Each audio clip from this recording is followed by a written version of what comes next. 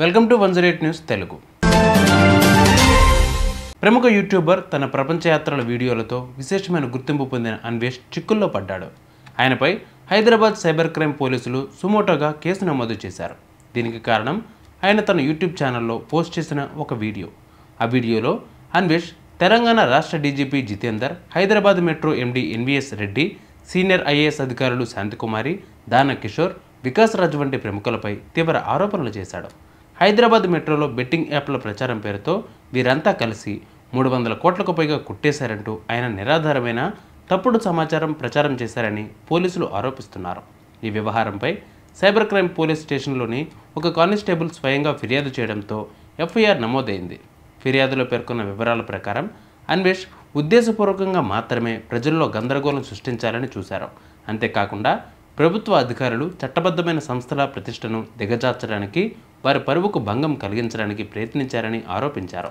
ఆ వీడియో అధికారుల విశ్వసనీయతను దెబ్బతీసేలా ఉందని, తద్వారా ప్రభుత్వంపై ప్రజల్లో వ్యతిరేకత, ద్వేషాన్ని కలిగించేలా ఉందని ఫిర్యాదులో స్పష్టం చేశారు. తప్పుడు సమాచారాన్ని వ్యాప్తి చేసేలా వీడియో రూపొందించిన కంటెంట్ క్రియేటర్ అన్వేష్పై చట్టపరమైన చర్యలు తీసుకోవాలని పోలీసులు కోరారు.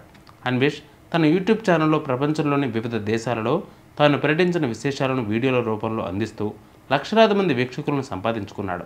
అయితే ఆయన వీడియోలకు మంచి ఆదరణ లభించింది. దీనికి కారణం తాజాగా ఆయన చేసిన ఈ ఆరోపణలు ఆయనను తీవ్ర వివాదంలోకి నెట్టాయి.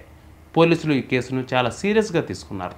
ప్రాథమిక విచారణ అనంతరం అన్వేషణను విచారించే అవకాశం ఉంది. ఒకవేళ ఆయన చేసిన ఆరోపణలు నిరూపించబడకపోతే ఆయనపై చట్టపరమైన చర్యలు తప్పకపోవచ్చు. ఈ ఘటన సోషల్ మీడియాలో సంచలనం సృష్టించింది.